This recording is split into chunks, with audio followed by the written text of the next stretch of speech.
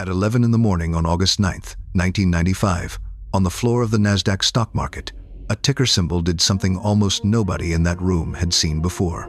Shares in a software company that had not existed 18 months earlier, that had never once reported a full year of profit, were supposed to open at $28. Instead, they opened near double that, kept climbing, and touched $75 before the day was through.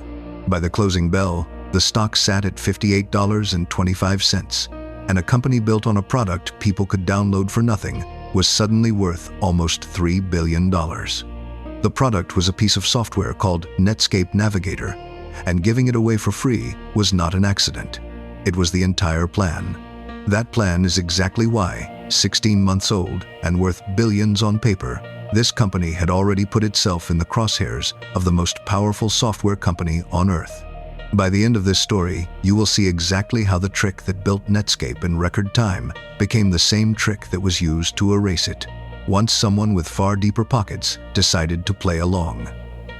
Rewind to April of 1994, months before anyone on Wall Street had heard the name. A veteran engineer named Jim Clark, who had already built and then left one Silicon Valley hardware company, was looking for something new, something that moved faster than the giant he had walked away from. He found it in a 22-year-old programmer named Marc Andreessen. Andreessen had just come from a government-funded research lab at the University of Illinois, where he had helped build one of the very first web browsers ever made available to the public, a program called Mosaic. Millions of people had used Mosaic to look at the World Wide Web for the first time in their lives, but there was a catch. The university owned it, not Andreessen, and not the students who had built it late into the night in a computing lab. Clark's pitch to him was simple and almost reckless in its ambition. Forget Mosaic. Build an entirely new browser from scratch, one the two of them would actually own outright, and build it faster than any established company could possibly respond. Within weeks, they had assembled a small team of programmers in borrowed office space, working around the clock on a product that did not exist yet for a market that barely existed yet either. Their first browser shipped that October under the company's original name, Mosaic Communications. Weeks later, to head off a legal fight over that very name with the university that still owned the original Mosaic trademark, the company renamed itself after its product instead. It would be called Netscape. What happened next had no real precedent in the history of software. Netscape Navigator spread across the emerging internet faster than any program before it, and within about 2 years, it sat on somewhere close to 9 out of every 10 computers that went online anywhere in the world. For a brief moment, opening a copy of Navigator was, for most of the planet, simply what it meant to go on the internet at all. To manage that kind of growth, Netscape brought in a seasoned executive named Jim Barksdale, fresh off running a major wireless telecommunications company, and put him in charge as chief executive starting in January of 1995. Barksdale took the 16-month-old business public that August, and the offering itself became a kind of legend on Wall Street almost immediately, the moment analysts later pointed to as the opening shot of the entire dot-com boom that followed. Here was proof, in one single trading day, that a company with almost no revenue and a product it handed out for free could still be worth billions of dollars the moment it rang the opening bell. Overnight, 24-year-old Marc Andreessen went from a graduate student with a laptop to one of the wealthiest young engineers in the country, and Netscape's headquarters became something close to a pilgrimage site, packed with reporters and investors trying to understand what this new internet thing actually was and whether it was about to change everything. The idea underneath all of it came from Andreessen himself, and it was almost embarrassingly simple once you said it out loud. Give the browser away completely free to absolutely anyone who wanted a copy. Home users never paid a cent, not for the software, not for updates, nothing. The real money, according to the plan, would come from somewhere else entirely, from selling the powerful server software that businesses needed if they actually wanted to run a website, plus support contracts and slightly more official browser licenses to corporations who did not want to rely on a free download for something mission-critical. And it worked spectacularly. Free copies of Navigator on every home computer meant nobody had a reason to go looking for anything else. which meant every business trying to reach those same customers online had every reason to buy Netscape's server software instead of a competitor's. It was a closed loop, and for a while, it looked unbreakable. The more people who downloaded Navigator for free, the more businesses needed Netscape's paid software to reach them, and the more of that paid software Netscape sold, the further ahead of any rival it pulled. For a company trying to grow faster than any rival could possibly respond, giving away the front door for free turned out to be the cheapest, most effective advertising campaign in the history of computing. What almost nobody at Netscape spent much time worrying about in those first heady months of champagne and magazine covers was a much more uncomfortable question sitting quietly underneath the whole strategy. What happens the day a company with far more money decides that giving away the front door for free is a game two can play, and that it never actually needs to make a single cent from the browser at all? That is exactly the moment that decides how this entire story ends. So if you want to see precisely how it happened, stay with me.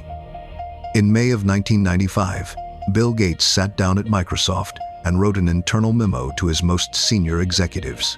He titled it The Internet Tidal Wave, and inside it, he called the Internet even more important to the future of computing than the arrival of the graphical user interface had been, which for a company built entirely around graphical user interfaces was about as serious a warning as Gates could possibly issue. He named specific competitors he thought understood this shift better than his own company did at that moment, and Netscape was one of them, sitting right there in a private memo, praised by the one man whose company had the resources to destroy it. Because underneath the memo was a much colder piece of math. Microsoft had built its entire fortune selling operating systems and office software, one license at a time, to nearly every computer on the planet. It did not need a browser business to survive. It needed Netscape's browser business to stop mattering permanently. Because if a browser became the place where people did everything online, the operating system sitting underneath it would eventually stop mattering too, and Microsoft's entire fortune was built on people needing Windows specifically. So Microsoft built its own browser, called it Internet Explorer, and then did the one thing Netscape's much smaller team could never afford to do at the same scale. It gave that browser away for free as well, and simply installed it directly onto every new Windows computer sold anywhere on Earth, at no extra charge, before the customer had ever been given a real choice in the matter. That December, at a press event people inside the company later nicknamed Microsoft's Pearl Harbor Day, Gates stood in front of reporters and declared that the internet now had the company's full attention. Behind closed doors, the mood was considerably less polite. According to sworn testimony that surfaced years later in federal court, one senior Microsoft executive described the company's strategy toward Netscape in exactly 3 words: to cut off their air supply, and the mechanism behind that phrase mattered far more than the memo ever did. Court records from that same case describe Microsoft pressuring computer manufacturers and internet providers into featuring Internet Explorer and pushing Navigator aside, and in at least one instance, refusing to let customers remove the Microsoft browser from their own newly purchased machines at all. Navigator's share of the browser market, close to 90% only a year or two earlier, began sliding hard and did not stop. By the end of 1997, it had fallen by roughly half, while Internet Explorer, sitting pre-installed on every new Windows machine before its rival ever got a chance to compete for that customer, kept climbing in the exact opposite direction. By May of 1998, the United States government and 20 individual states had seen enough evidence to act. They sued Microsoft, accusing the company of illegally using its Windows monopoly to crush competition, with the treatment of Netscape sitting squarely at the center of the government's case. It would go on to become one of the most closely watched antitrust trials in American business history. But for Netscape itself, the timing barely mattered anymore. The company's market share kept eroding month after month. Its revenue could not keep pace with a rival that never needed browser sales to turn a profit at all, and by November of that same year, Netscape had simply run out of road. America Online announced it would buy the company outright in an all-stock deal that valued Netscape at $4.2 billion, exchanging a fraction of an AOL share for every Netscape share on the table. By the time the sale actually closed the following March, That same deal had ballooned to something closer to $10 billion, purely because AOL's own stock price had climbed so high in the months in between. The company Wall Street had valued at record speed for giving something away for free had just been quietly absorbed into someone else's business entirely. Engineers who had once posed for magazine covers as the faces of the new internet economy were now updating resumes at desks surrounded by moving boxes, working for a dial-up internet provider that had bought them mostly for their remaining engineering talent and their name. The antitrust case did eventually rule against Microsoft, a federal judge finding the company had broken the law, and at one point even ordering it split into two entirely separate companies. But an appeals court threw out that specific punishment the following year, and the government ultimately agreed to a far lighter set of restrictions instead. Microsoft, in the end, was never actually broken up. The verdict landed just late enough and just soft enough to change absolutely nothing for the company it had originally been meant to protect. There is a stranger kind of justice buried in what Netscape did in its own final year, though one that would not pay off for almost a decade.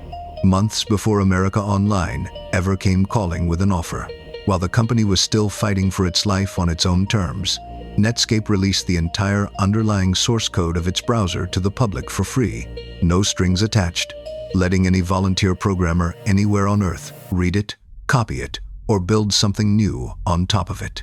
It was the exact same instinct that had built the company in the first place. Give it away, and trust that something bigger will eventually grow from the wreckage. That donated code became the foundation of a small, mostly volunteer project that, years later, quietly grew into a browser called Firefox. By the middle of the 2000s, Firefox was doing something almost nobody in the industry expected anymore. It was taking market share directly back from Internet Explorer, the very same browser that had ended Netscape in the first place. Netscape itself never came back. Its name quietly vanished from AOL's product lineup a few years later. One more discontinued brand in a long list of them. But the idea sitting underneath the company, an open browser built and improved by volunteers instead of a single corporation chasing a monopoly, outlived every single executive who had ever fought over it in a boardroom or a courtroom. Netscape's story is not really a story about losing to a bigger, richer competitor. Plenty of companies survive exactly that and live to tell it.